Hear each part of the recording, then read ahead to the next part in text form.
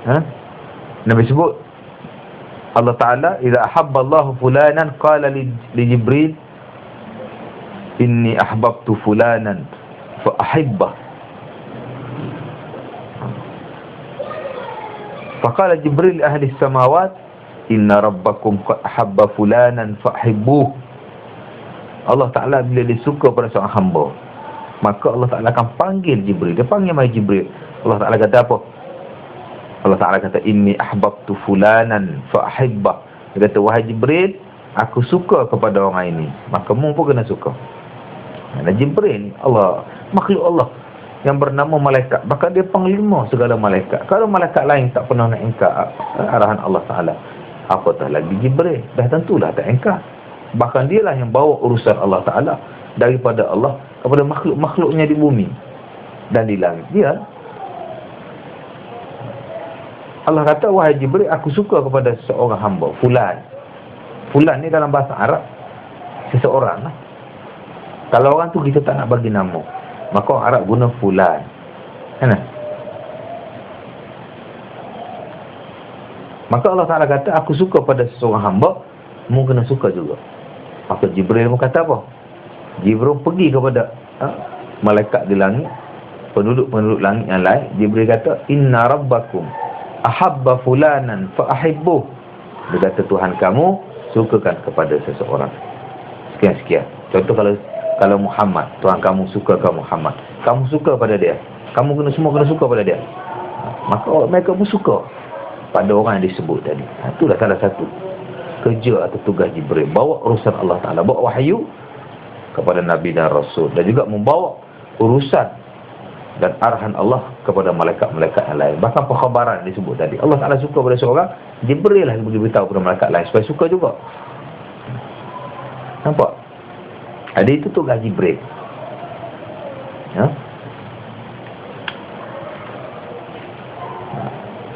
Sebab itu dalam kisah Rasulullah sallallahu alaihi wasallam, bila dia berjumpa dengan Jibril di Gua Hira, kita tengok kan, bila Rasulullah balik, maka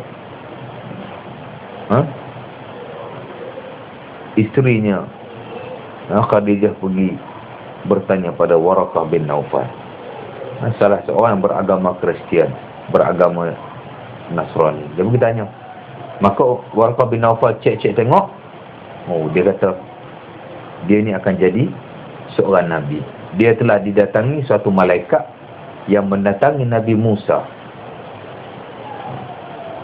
yang mendatangi Nabi Isa dan Nabi-Nabi sebelumnya yang disebut dalam kitab Injil sebagai namus. Malaikat Jibril dalam kitab Injil disebut namus.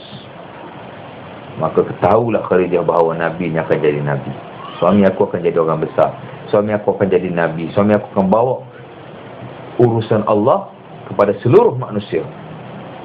Oh, besar suami aku, dia kata. Sebab itulah Khadijah berperanan sebagai isteri yang baik. Dan dia pujuk Nabi. Dia kata, takkanlah Allah Ta'ala nak mensia-siakan kamu, nak kerana kamu ni orang baik. Allah Ta'ala, Tuhan ni adil. Tuhan takkan zalim pada kamu, kerana kamu orang baik. Dia meyakinkan Rasulullah. Itulah ciri-ciri isteri yang baik. Isteri yang baik ialah isteri yang sentiasa memberi semangat pada suami dikala suami berduka cita.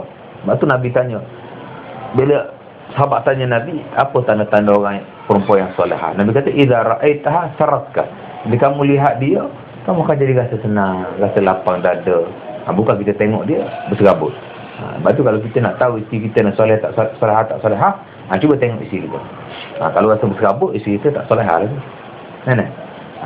Tapi Nabi sebut begitu, idza ra'aitaha saratka. Bila kamu lihat, kamu akan rasa senang, kamu akan rasa gembira dan berlapang dada. Itulah isteri yang solehah. Bukan rasa nak malu. Tengok isteri rasa berserabut. Bahkan ada setengah orang tak boleh nak balik rumah, balik aja rasa berserabut, tak boleh duduk, nak keluar rumah aja. Sebab itu isteri dia kena berperanan dalam menjadikan rumah ni sebagai syurga, baik kepada suami dan baik kepada anak-anak. Jangan jadikan rumah ni tempat yang suami tak boleh duduk, dan jangan juga jadikan rumah ni hanya tempat makan dan tidur. Lain pada tu, kalau anak makan tidur, lain pada tu dia tu nak keluar je jumpa kawan-kawan. Jangan. Sebab tu isteri dia berperanan menjadikan rumah ni syurga. Macam nak buat? Fikirlah. Ini. Itulah guna Allah Ta'ala bagi akal. Nabi kata tafakkur sa'ah khairun min ibadati sana. Fikir sejenak. Berfikir satu saat, yakni sejenak, lebih baik daripada kita beramal ibadat selama setahun. Kerana dengan berfikir dia boleh memperelokkan suasana. Dengan berfikir boleh memperbaiki situasi. Dengan berfikir dia boleh memperelokkan daripada keadaan suatu perkara, daripada tak elok kepada yang elok. Sebab tu Nabi betul-betul menekankan soal berfikir. Nabi kata walau sejenak.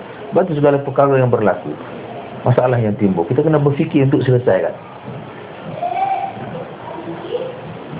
Boleh rujuk Quran Sunnah, rujuk Quran Sunnah. Bahkan seluruh perkara yang bersabit dalam kehidupan kita, memang kita kena rujuk Quran Sunnah. Melainkan dalam setengah-setengah perkara yang kita tidak mampu nak rujuk Quran dan Sunnah.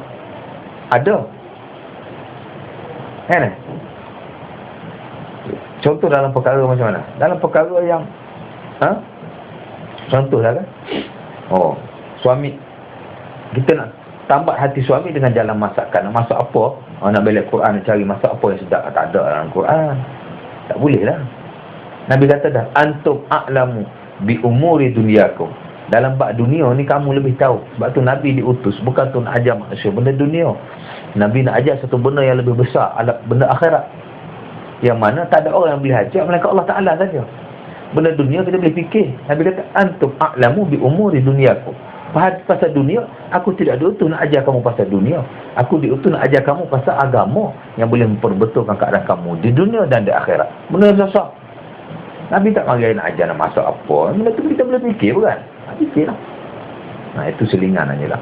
Baik, kembali pada yang tadi. Jadi Jibril tugas dia bawa wahyu kepada Nabi-Nabi dan juga kepada malaikat-malaikat lain. Mana menanggung urusan Allah Ta'ala yang bersabit dengan arahan. Mana kata Jibril tugas dia bawa wahyu kepada Nabi-Nabi dan Rasul. Dan juga membawa arahan dan utusan Allah pada makhluk Allah yang lain termasuk malaikat sendiri. Baik. Itu Jibril alaihissalam, ketua segala malaikat. Baik, kalau kita kata dua kali dia muncul, Rasulullah melihat Jibril dan rupanya asal selama dua kali lah, sebanyak dua kali. Maka lain daripada itu, dia muncul dalam keadaan seorang lelaki yang baik, yang tampak, yang baik lah. Lain pada itu dia dalam bentuk seorang lelaki. Kita tengok dalam satu hadis yang dikenali sebagai hadis Jibril. Yang dia tanya mal Islam, mal iman, mal ihsan, bukan? Wa ma sa'ah. Contoh. Ini hadis Jibril dia panggil. Ini hadis yang mengumpulkan segala hukum. Ini hadis yang mengumpulkan agama secara keseluruhan. Sebab tu kita kena tahu hadis ni. Hadis riwayat oleh Umar radhiyallahu anhu, Umar Al-Khattab. Hadis ni hadis yang masyhur. Islam, iman, ihsan dan as-sa'ah, yakni yaumul qiyamah. Agama keseluruhan berkumpul dalam hadis. Inilah asas. Islam, seluruh Islam yang Nabi bawa nak ajar pada manusia ni semua terkumpul dalam hadis ni. Secara asasnya, secara dasarnya.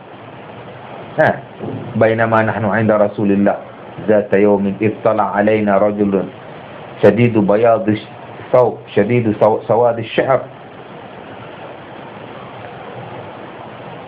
Dan thumma jalasa ila Rasul wa wada'a rukbatayhi ila rukbatayhi wa asnada rukbatayhi ila rukbatayhi sallallahu alaihi wasallam wa wada'a kaffayhi ala fakhidhayhi faqala akhbirni 'anil Islam, sampai habis. Itu hadis tentang Islam. Sebab tu hadis ni kita kena ingat, ni hadis ni ialah hadis yang menjadi pokok kepada Islam keseluruhan. Kita kena ingat. Terutama ustaz lah, pada mengaku dia ustaz, dia kena ingat hadis ni. Ni hadis yang penting.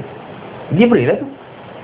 Sayyidina Umar kata, pada satu hari kami bersama Rasulullah di masjid, tiba-tiba datang seorang lelaki yang berpakaian serba putih sungguh dan rambutnya hitam sungguh, duduk di sisi Nabi. Kami tak kenal. Laisa alaihi atharus safar wala ya'rifuhu ahadun minna, dia kata. Tak ada siapa pun kenal dia. Dan tak ada pula kesan-kesan musafir. Pelik juga. Dia tanya Nabi, mal Islam? Nabi jawab, al-Islam an tashhadu an la ilaha illallah wa anna Muhammadan abduhu wa rasuluh. Qamis salah, ita'iz zakah, wa shoma ramadan, wa hajjil bait man istata'a ilaihi sabila. Maka dia kata apa? Sadaqta. Fa'ajibna min halihi. Sa'alahu wa saddaqah. Sayyidina Umar kata, kami pelik sungguh. Dia tanya, tapi dia kata betul. Mana kata dia tahu? Nampak? Itu Jibril lah. Baik, itu pertama. Saya rengkat lah. Kalau nak cerita buat malaikat Jibril, malam ni pun tak habis.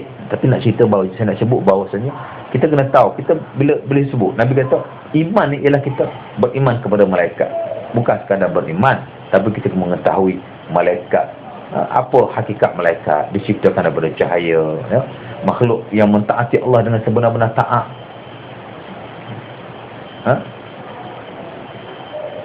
Kemudian terbahagi pula ke beberapa golongan. Ini yang pertama, Jibril, muwakkal bil wahyi. Yang kedua, muwakkal bil qutur wan nabat, malaikat yang jaga hujan, malaikat yang menjaga rezeki dari sudut air hujan yang turun dan juga tumbuh-tumbuhan. Muwakkal bil qutur wan nabat. Apa makna qutur? Qutur ni ialah qutrah. Qutrah ni air hujan yang turun. An-nabat ialah pokok-pokok. Mana kata, dan setengah-setengah buku, setengah-setengah kitab ada tulis malaikat yang menjaga rezeki, yang memberi rezeki. Sebenarnya kalau kita kaji rezeki kita yang kita duduk makan minum hari-hari, semua punca mari daripada hujan. Betul tak? Apa yang kita makan daripada tumbuh-tumbuhan. Tumbuh-tumbuhan hidup dengan sebab hujan. Kalau tak ada hujan, tak ada air, dia tak hidup. Nampak? Sebab itu ni malaikat nama dia Mikail. Malaikat Mikail. Dia menjaga hujan yang turun untuk nak bagi rezeki pada manusia. Dan malaikat Mikail ni, bila Nabi naik Isra' Mi'raj, Allah Ta'ala tunjuk kepada Nabi malaikat Mikail. Nabi kata, mali lam ara Mikail dhahik mali lam ara Mikail dhahika qattun. Aku tak pernah lihat Mikail ni senyum, Nabi kata. Maka Jibril jawab, ma dhahika Mikail. Apakah Nabi sebut ma dhahika Mikail mudu khuliqatin nar. Aku tak pernah lihat Mikail senyum, kerana lepas diciptakan neraka, Mikail tak pernah senyum.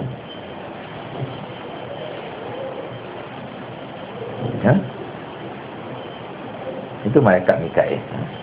Dia tak pernah senyum. Maka Nabi kata dia tak pernah senyum. Kerana apa? Kerana malaikat Mikail ni lepas cipta neraka dia tak pernah senyum. Kerana dia takut satu hari dia akan dimurkai oleh Allah Ta'ala sehingga dia menjadi ahli neraka. Malaikat pun takut. Mikail ni malaikat yang hampir dengan Allah Ta'ala. Bahkan dia antara ru'asa'ul malaikah, ketua-ketua malaikat. Pertama Jibril, kedua Mikail. Bahkan dalam susunan keilmuan, malaikat Mikail biasa diceritakan pada peringkat yang kedua selepas Jibril. Tapi dia takut pada neraka.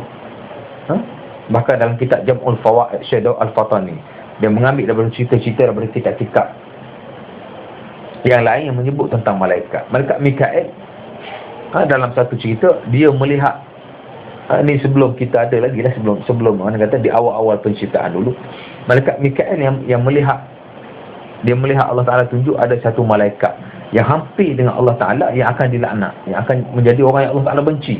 Maka dia menangis dengan sekuat-kuat sampai Iblis mari masa tu jumpa dia. Adalah cerita yang panjang. Nak cerita dia takut pada neraka ni. Sebab tu bila diciptakan neraka, dia tak senyum. Itu Mikail. Baik. Yang ketiga, dia panggil malaikat Al-Muwakkal Bisur. Ni yang ketiga. Sekarang ni kita cerita tiga ni dulu. Malaikat yang menjaga tiupan, serunai. Malaikat yang menjaga serunai.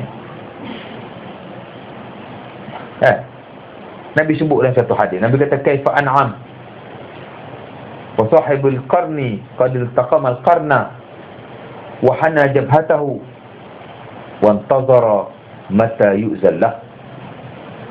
Nabi kata, bagaimana aku nak ketawa, bagaimana aku nak bergembira, bagaimana aku nak berseronok, padahal nak keadaan malaikat yang duk pegang serunai itu sudahlah ada di mulut dia, dah gigit dah pun.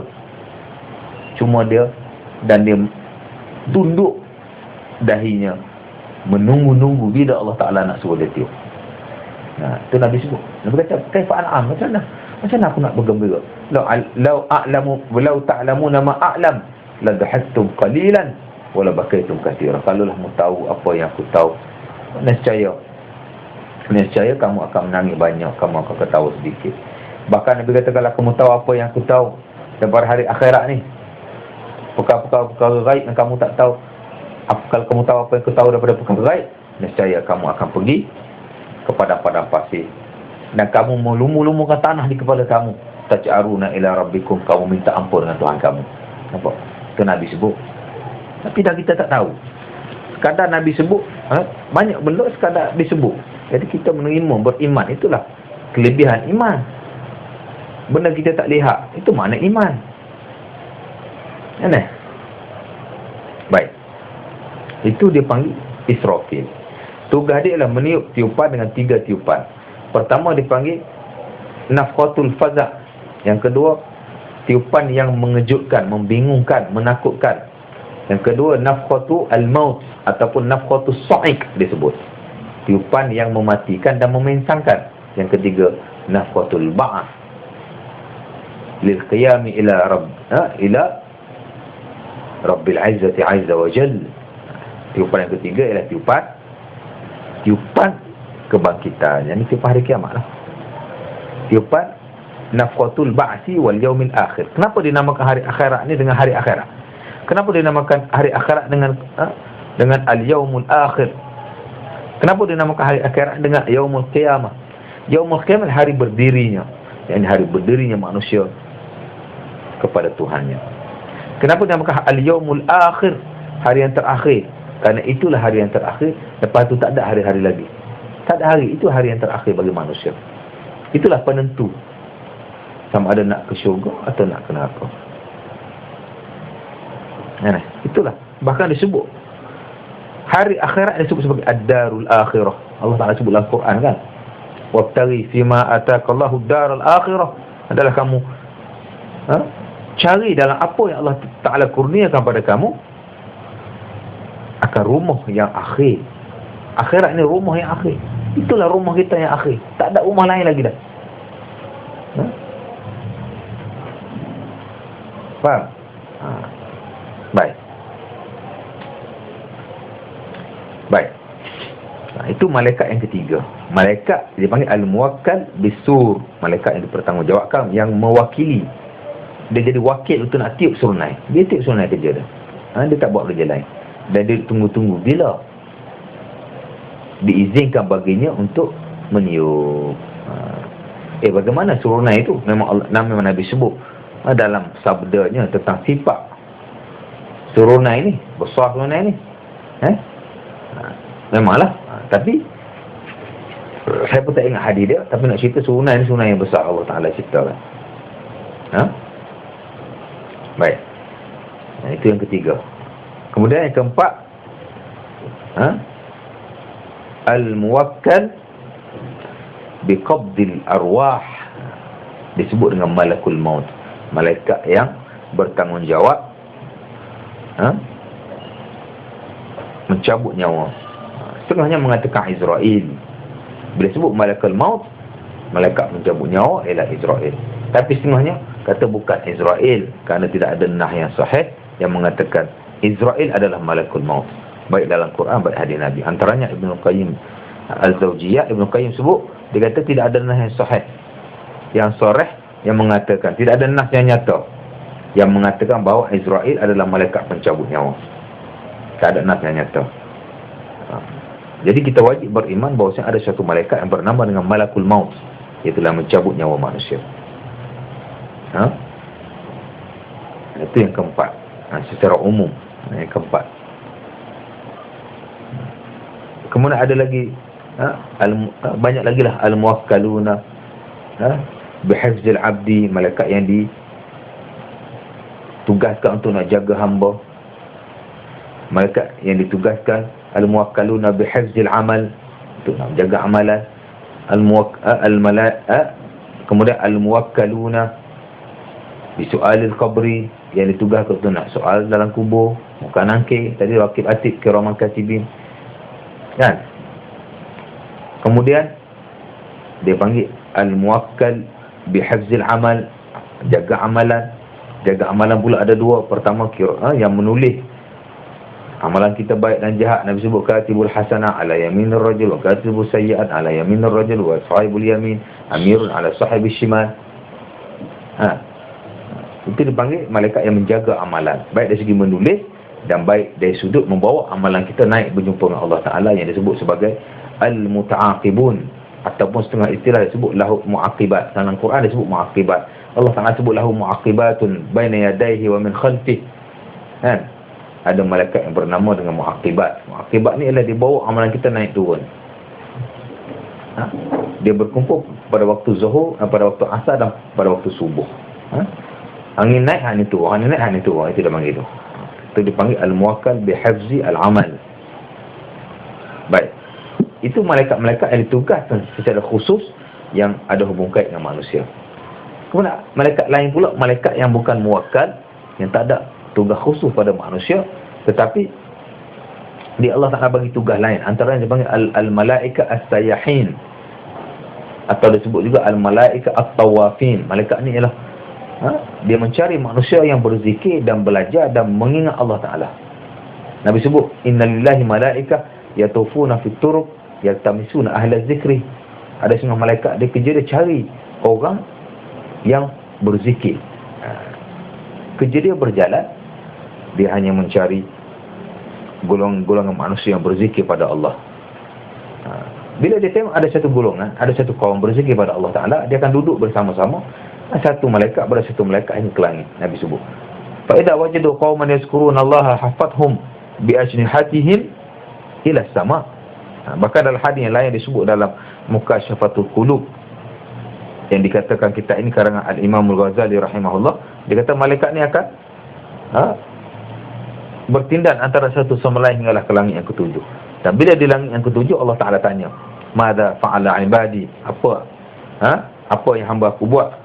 Dia kata, yaskuruna, mereka ni duduk berzikir pada kamu, dia ingat pada kamu, duduk belajar tentang kamu. Maka Allah Ta'ala kata, ashidu fa inni ghafartu lahum, ketahuilah, bersaksilah kamu wahai malaikat, aku mengampunkan mereka. Itu dalam satu cerita. Nak cerita pasal malaikat dia luas. Jadi sebahagiannya begitu. Secara umumnya begitu. Jadi saya cerita secara terperinci sikit lah. Pertama Jibril, kedua Israfil, Mikail, ketiga Israfil dan malaikat-malaikat yang lain. Ada satu malaikat juga disebut sebagai malaikat apa nama? Hifzul Jibal, jaga bukit bukau. Bahkan ada yang kata Hifzul Anhar wal Abhar, yang jaga apa nama? Laut-laut, sungai-sungai. Ada malaikat yang tidak melakukan tugas-tugas yang begini, baik tugas dari segi makhluk manusia, baik tugas dari segi perkara-perkara lain. Tapi tugas dia, ada malaikat Nabi kata dia kerja di rukuk aja, ada malaikat yang bertasbih aja, ada malaikat yang sujud saja, ada malaikat yang qiyam saja, ada malaikat yang i'tidal saja. Itu malaikat yang Allah Ta'ala cipta khusus hanya untuk beribadah, ibadah aja, dia tak buat fungsi, dia tak buat tugas lain.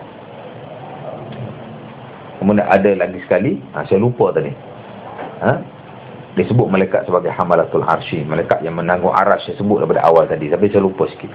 Malaikat menanggung arasy ni saya kata lapat tadi, Allah Ta'ala sebut dalam Quran. Tugas dia tanggung arasy. Dan bila Allah Ta'ala ciptakan arasy, Allah Ta'ala ciptakan malaikat untuk nak menjaga dan menanggung arasy. Bila malaikat ni, sebab tu dalam setengah-setengah cerita, dalam setengah riwayat menyebut bahawasanya perkataan subhanallah, bila malaikat duk menanggung arasy, dia tak mampu kerana berat arasy Allah Ta'ala ni.